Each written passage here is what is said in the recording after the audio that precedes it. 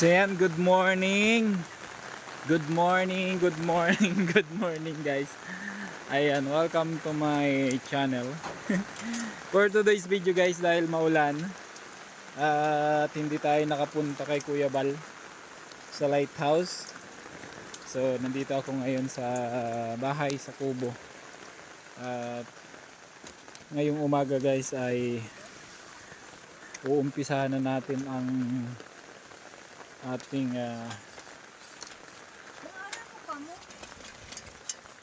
mauran mo. Yan. Yan, dahil maulan. So dito muna tayo. At hindi naman makakalabas si Kuya. No? So dito yung aking tatay. Uumpisa namin yung paggawa ng fish pan. Ayan. So grabe po, masukal yan.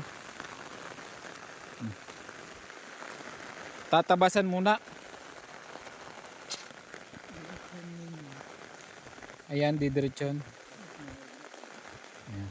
So ito yung itak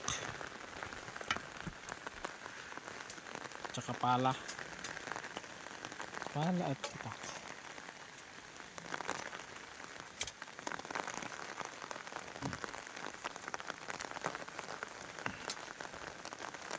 Ayan. So umpisa na namin. So medyo malaki-laki po ito. Ayan. Hanggang dito. Oh. Pinabasa na ni tatay. So ito yung soon na magiging fish pa natin. Para karagdagang sakali habang tumatagal tayo dito ay karagdagang income, no? Ayan, habang may inaantay. So yan syempre yung aking tatay na very supportive. So let's go. Ulan na tayo. Let's go.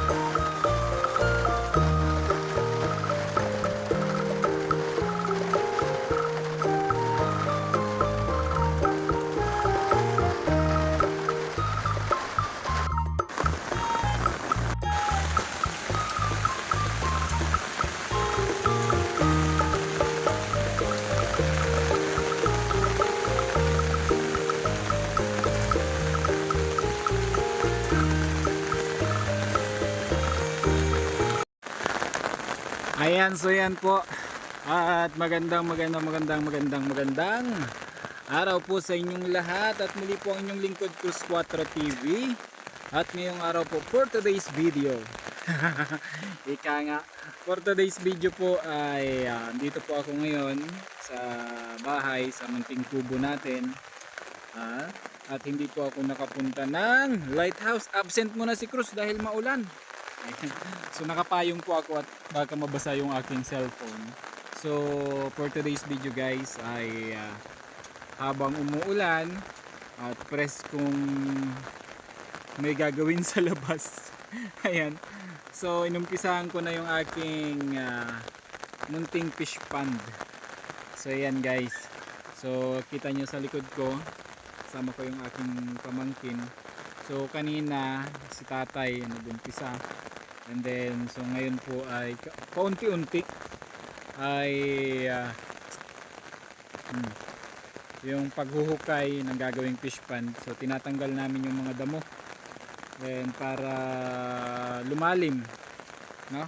And then soon ay maging fish pond. So kunting sipag at tiyaga para kahit paano po ay habang tumatagal o lumilipas ang panahon kahit paano po ay may inaantay tayo, ano? So ayan po, oh. So yan guys, ayan po. So doon kasi yung fish pond ni tatay sa kabila, yung medyo malinis na yan, yung tubig, yun yung fish pond niya. So dito po, yun yung ating ginagawa, no? So hinuhukay, so kulang ng kalahati, medyo matagal-tagal pa yan, medyo mahirap-hirap din po maghukay.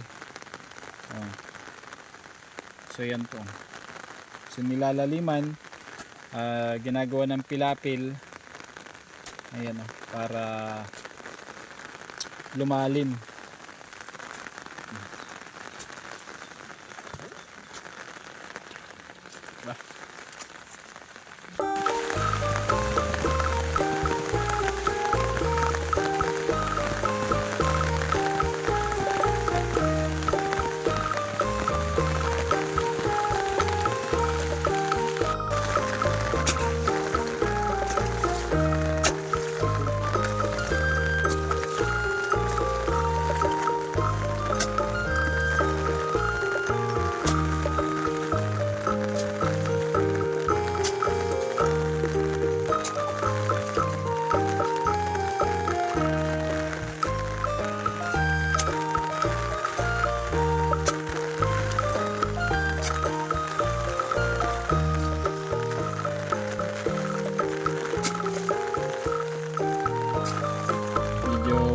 Matigas din at medyo kapal na yung damo. So tatanggalin pa yung mga ano niya.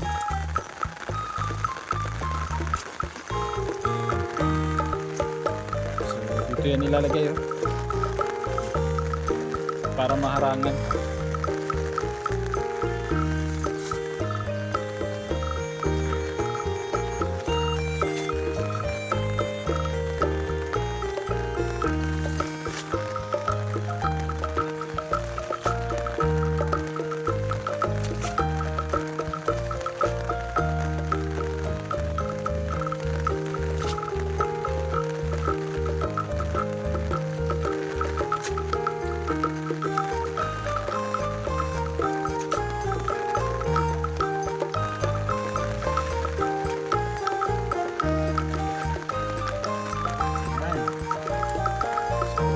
Malaki po yan.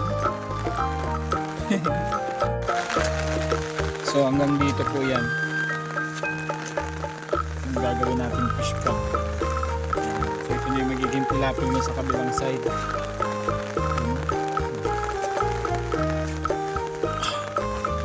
Uy! Lalim pala to. Ito. Lalim pala.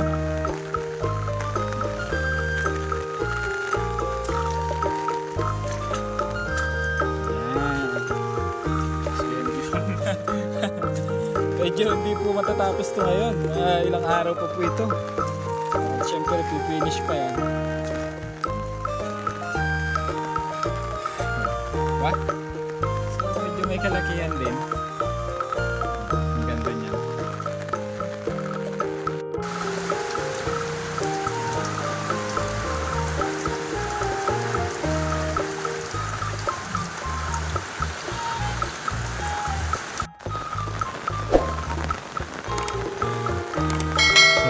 ulit tayo para kahit paano po ay mabawas-bawasan yung ano, kunti na lang bukas ay linis na lang, no? So let's go.